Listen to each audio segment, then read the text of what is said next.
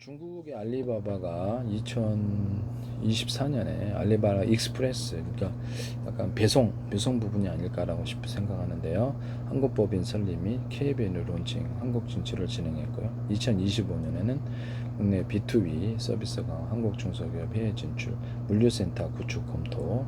그래서 이렇게 해서 알리바바의 한국 진출이 예상이 됩니다. 그래서 중국의 수많은 상품이 곧바로 여기 한국에 들어와서 유통 채널을 마련한다는 건데요. 온라인과 오프라인을 두 개 다 겸할 것으로 보입니다. 어쩌면 백화점까지도 하지 않느냐라는 생각을 해봅니다. 이렇게 됐을 때 유통 기업들이 상당히 의문점이 생기게 되겠죠. 이런 부분을 말씀을 드립니다. 그래서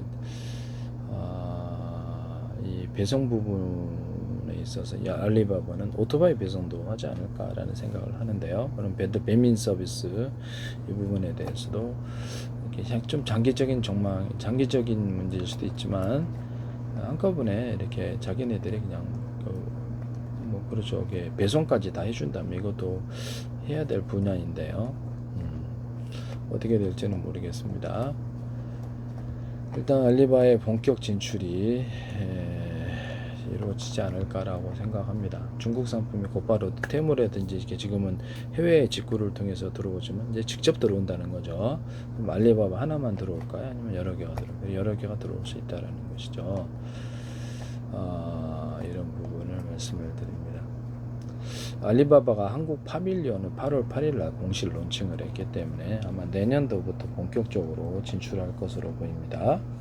물류센터, 배송, 그 다음에 온라인과 오프라인 이런 것을 결합해서 우리나라 배송업체들도 생각하겠죠. 중국의 상품이 싼 상품이 곧바로 들어오는 거예요. 중국 상품 무시 못합니다. 네. 품질을 갖추고 있기 때문에 가격 대비해서 가격이 엄청 싸겠죠. 중국 상품들이 직구를 했던 것을 해외 직구를 하던 걸 국내에서 곧바로 살 수 있으면 엄청난 경쟁력이 국내 유통업체들이 큰 위기가 아닐 수가 없죠. 쿠팡에도 영향을 줄 것으로 생각합니다. 그래서 쿠팡의 주의에 대해서도 상당히 지금 의문점, 우리나라 유통업체들이 지금 약간 두려워 떠는 이런 부분도 조금 경계가 좀 있겠죠. 답답하겠죠. 유통시장은 제한돼 있고 저출산 고령화로 한계가 있는데, 그래서 또 다른 업체가 또 들어와서 이렇게 파일을 조금씩이라도 가져간다. 4%, 5%, 10% 가져가면 회사 내에서는 이익이 곧바로 사라지는 부분이기 때문에요. 적은 이익 또는 많은 투자 비용 이런 부분이 있으면 답답한 상황이죠.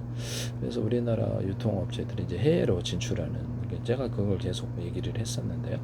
일반 크게 가지 말고 가맹점 전략으로 해서 직매장 아니면 가맹점 두 가를 해가지고 크게 가려고 하지 말고 체면 가맹점 수를 늘려가지고 우리나라 상품 해외 진출, 한국 상품, 외국 상품들이 한국에 가져와서 상대방이 없는 상품을 구비를 해놓으라는 거죠. 슈퍼마켓 플러스 편의점, 식사 제공 이런 것들 같이 해볼 필요가 있다라고 말씀을 드립니다. 향후 식품사업 진출에도 향후 식품사업이 해외에서 성장하기 상당히 좋은데요. 이런 부분들에 대해서 얘기를 했었거든요.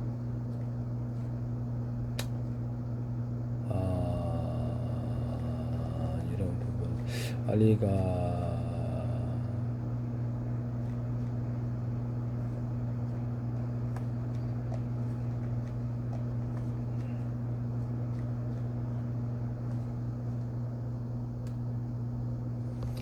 알리 익스프레스, 네네. 그래서 본격적으로 이제 들어올 것 같아요. 제가 보기에는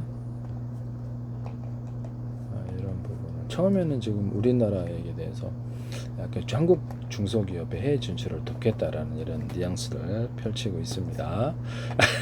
그러나 우리 국내 유통업체들은 답답하겠죠. 파일을 갈라야 되니까 그렇게 수익이 곧바로 꼬꾸러지게 되고 투자 여력이 없게 되죠. 전전긍긍하게 됩니다. 이런 부분을 말씀을 드립니다. 그래서 알리바바가 한국에 3년간 1조 5천억 원을 투자해서 연내 물류센터를 건립한 2024년도 3월달에서 본격적으로 2026년도부터 조금씩 가동을 할 것 같아요. 이런 부분이 지금 네이버의 위기의식을 네이버 쇼핑도 있기 때문에 그걸 파일을 갈라야 된다는 거죠. 쿠팡도 지금 의문점이 생깁니다. 쿠팡도 당연히 의문점이 생긴다. 그래서 알리바바는 배송이 굉장히 중요하다고 생각을 하고 있기 때문에 오토바이 배송이나 하루 당일 배송이 원칙이죠. 또는 1시간 배송짜리도 있는데요.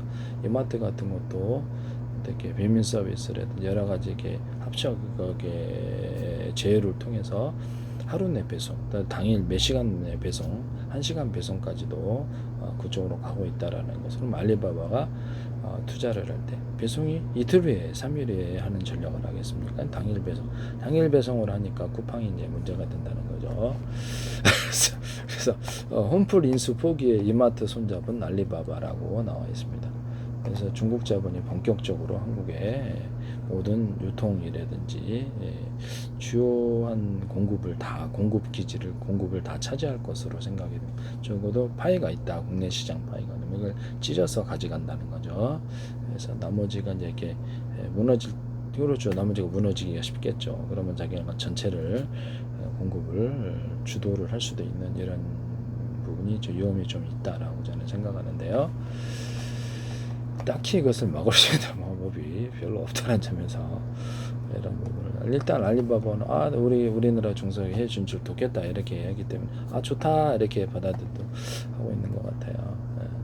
이것을 보시면 중국 아마존 징둥이라는 데가 있는데요. 알리바바 그룹을 손잡고 한국 시장을 공략한다라고 머니투데이가 2025년 4월 29일 본격적인 알리바바 하나만 들어오는 게 아니라는 뜻이죠.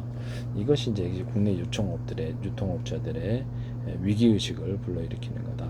쿠팡, 롯데마트, 이마트, 홈플러스는 지금 무너진 상태에서 새롭게 글로벌 전략을 짜서 슈퍼마켓 플러스 편의점 구조로 재편을 해야 될 것으로 기존에 똑같은 상품을 일반 슈퍼가 더 싸게 파는 경우도 많기 때문에 PB 상품들이 하려고 그러면 이게 상당히 누가 인수를 해서 하지 않고는 자금에 있어서 문제가 있을 것으로 보입니다.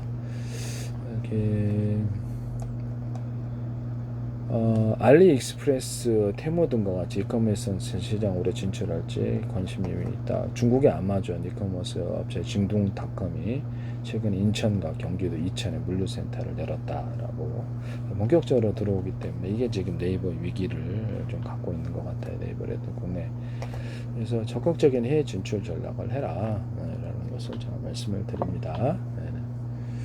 쿠팡 같은 것도 일본에 있죠. 일본에도 이렇게 관련이 돼 있기 때문에 그쪽 상품 이쪽으로 들어오거나 해외 진출을 쿠팡이 오히려 적극적으로 해서 거기 있는 상품 이쪽으로 들어와서 상대방이 없는 상품을 중국 상품이 엄청나게 들어올 것으로 생각합니다. 알리바바는 꽤 큰 기업이기 때문에 동일한 전략을 취할 것으로 생각이 듭니다. 그렇게 되면 어떤 신상품이 많으냐에 따라서 이게 좀 문제가 있을 수 있는 부분이다. 그래서 지금 한국에 잘 나가던 업체들이 지금 다 위기 상태. 대규모 업체로는 운영 비용이 많이 들고 손님이 온라인으로 다 배송이 잘 찾아가지도 않아요. 대형마트는. 그래서 대형마트들이 몸집을 줄이고 이렇게 그쪽으로 가지 않을까. 자체 상품을 개발하기 위해서 혼자서 어떻게 잡으시면 다 개발하겠어요. 그럼 해외 상품을 들여와서 이따 깔아놓는 게 국내 매장에 국내 상품 해외 깔고 다른 데 있는 여러 군데 이렇게 진출을 해서 그쪽 상품 이쪽으로 해가지고 물건의 종류를 다른 데 없는 똑같은 상품으로 가격 경쟁을 하기보다는 다른 데 없는 상품을 진열하는 전략을 취하는 게 낫다라고 생각합니다. 그래서 대형 매장보다는 소규모 매장으로 식사 제공하고 이렇게 해서 간단한 생필품과 이런 게 거기서 뭐 식자재 사가는 방향으로 간편식을 많이 진출하거나 식품산업에 한국이 그렇게 되면 식품산업을 하나 만들어 가지고 거기에다 깔아 놓으면 식품산업을 증권 증시에 상장시켜 돈을 벌 수도 있는 부분이라서요. 그래서 그런 전략을 취하라고 저는 말씀을 드리고 싶네요. 징동 물류기업, 징동 로지스틱스의 한국법인 징동코리아가 인천과 경기 이천에 자체 운영 물류센터를 거점으로 저쩌고 이렇게 한국과 글로벌 판매자들의 물류 사업을 대행해 주고 있다. 서울과 수도권 지역에서 12시간 내에 배송할 수 있는 걸 목표로 하고 있다. 인천 물류센터가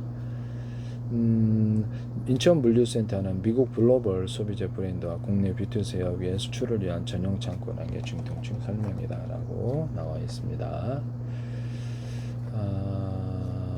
이 물류를 장악하려고 하는 것 같은데요. 인천공항을 물류 거점으로 삼고 해외로 진출하는 국내 기업들 물류 업무를 대행할. 그러면 대한통운도 대한통운이라든지 이제 배민 서비스 이런 데도 상당한 위기감을 가질 수 있는 부분이다라는 생각이 듭니다. 그래서 대한통운 그다음에 우리 자기네들이 손해 보고라도 막 싸게 진출할 수도 있다라는 초기에 시장 장악을 위해서 시장 진출하는 뭐 어쩔 수 없는 전략이기도 합니다.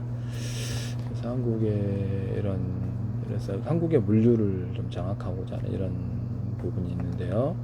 저는 이거를 이렇게 예상을 했었거든요. 그래서 이게 전 세계 유통 그룹들이 한국에 들어와서 공급을 해줘야 될 거다. 나는 그렇게 생각을 했는데요. 징둥과 알리바바 그룹이 중국 내 이커머스 1, 2위를 다투고 있다. 징둥닷컴은 쿠팡처럼 직매입 후 배송까지 다 책임. 알리바바는 오픈 마켓 형태 이커머스 물류는 내부에 위탁해왔다라고 한국의 물류 부분에 대해서 직접 하고 배송을 하고자 하는 이런 움직임을 가지고 있다.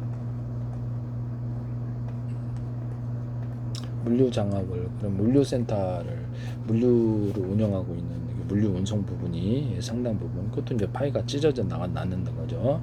자기네들 상품은 자기네들이 배송한다는 원칙을 가질 수도 있어요. 알리바바가 국내 유통센터를 만든다면 뭐 온라인이든 오프라인이든 그렇게 됐을 때 이것이 국내 물류까지도 완전히 장악된다. 그렇죠. 대비하면 되죠. 대비하기면 되는데 그렇게 해서 근무하는 사람이 만약에 이렇게 중국인이다. 그랬을 때가 조금 좀 그렇겠네요. 징등과 알리바바 그룹이 적극적으로 손을 잡았다. 테무의 무서운 성장에 징등과 알리바바가 손을 잡은 것이라는 분석이 나왔다. 알리바바 그룹은 한국의 이커머스 플랫폼 알리 서비스를 먼저 시작했다. 그래서 알리는 한국의 이커머스 기장 본격 진출을 꾀하고 있고 물류센터 건립을 계획 중이다. 그래서 반면 징둥은 한국의 물류센터를 먼저 짓고 물류 서비스를 먼저 물류를 장악한다는 거죠. 이런 것을 알리바바 그룹이 신세계 그룹과 손잡고 합작 법인을 추진 중이다. 애매해졌다. 라고 하네요. 이런 부분을 앞으로는 이 물류 부분이 상당히 문제가 있을 수밖에 없겠다라는 생각이 드네요. 외국인을 과연 물류에게 동참시켜서 가정까지 딱 직접 하는 것이 과연 이것이 문제가 안 될까라는 생각이 들기도 합니다. 이런 부분은 공급을 자기네들이 다 한다는 거죠. 그래서 국내 공급망을 자기가 장악하겠다. 이런 생각을 가지고 있을 수도 있다. 그 나라의 어떤 공급이라 그러면 싸게 제품을 중국 상품을 싸게 들어서 중소기업 싹 영향을 안 받을 수가 없겠죠. 좀 싹 무너질 수도 있다. 위기감을 가져야 돼.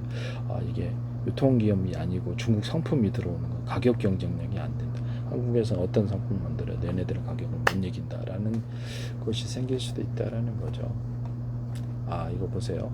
영국의 이커머스 조이바이를 론칭한 징둥, 유럽 온라인 종합 리테일 브랜드, 영국 전역에 당일 및 이길 배송을 제공한다. 전 세계 물류망 구축을 꾀하고 있어요. 작은 기업이 아닙니다. 그래서 징둥이 태국과 인도네시아 진출할 때는 물류 기반을 먼저 구축을 한 후에 이커머스 사업으로 확대했다라고. 그래서 물류센터를 건립한 것은 자기네 물건은 자기가 먼저 배송하고 그다음에 일반 기업들의 이렇게 물량을 좀 받아가지고 이렇게 생존 기반을 마련한 다음에 그다음에 자기네 이커머스 상품 시장으로 온라인 오프라인 직접 진출할 수도 있어요. 백화점까지도 가능하지 않을까라는 생각을 합니다.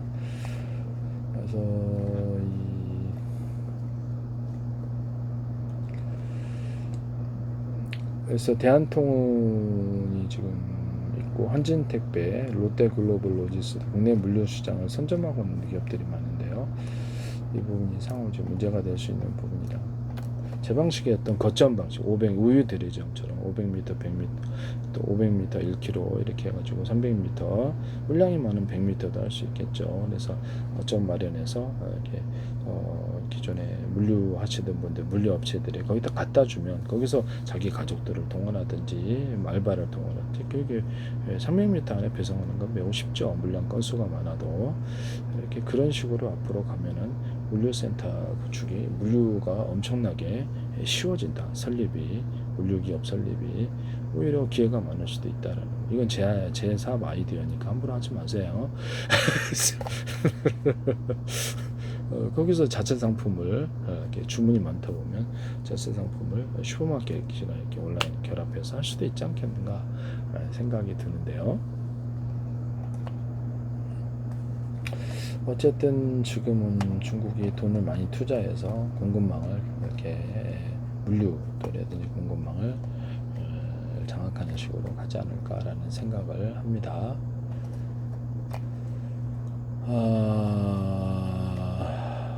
중국의 상품이 엄청나게 싼 제품들이 이제 마구 밀려드는 부분이 2026년부터 할 것 같아요. 그래서 그렇죠. 자금 자체가 틀리고요. 그래서 한국의 쿠팡에 대해서도 올해가 정점이 아닐까라는 생각이 좀 드네요. 한국의 쿠팡도 위기감을 가질 수밖에 없다. 뭐 시장이 이렇게 쪼개져서 나눠지는데 무슨 이익이 생기겠어요. 투자는 많이 해야 되고 시장은 쪼개야 되고, 2026년 갈수록 2027년 2028년 갈수록 이게 장래가 암담한 거죠. 알리바바 그룹은 한국의 알리익스프레스 외에 다양한 자회사를 진출시켜 사업을 전개하고 있다. 브라질도 진출하고 전 세계에 진출하고 있습니다. 국내 제2 데이터 센터를 출범한 알리바바 클라우드 통신 사업에도 관련을 갖고 국내 모든 정보를 왔다 갔다 하는 건 자기네들이 이렇게 개입을 통신 사업도 할 수 있겠다라는 생각이 드는데요. SK 이동통신에 대해서 이제 앞으로 여기서도 문제가 생겨서 그거 하나만 있는 게 아니라는 거죠. 국내 시장을 딱 그렇게 웬만하면 다 장악할 수 있는 그런 부분들을 사업을 진출을 생각합니다. 통신 분야도 아마 관심이 있을 것으로 보입니다. 그래서 이게 지금, 그래서 2026년부터 본격적인 이제 한국 시장, 유통 시장에서는 위기감을 가져야 될 것 같아요. 2026, 2027, 28년도 이제 문제가 커지다는, 그래서 이런 부분을 말씀을 드립니다. 그만큼 국내 중소기업들이 영향을 받거나 쉽게 무너질 수 있는 이런 부분이다. 그래서 대책이 없으면 좀 힘들 거다라고 생각하는데요. 2026년, 27년, 28년, 29년 싼 상품이 들어오니까 제품 만들기가 힘들다.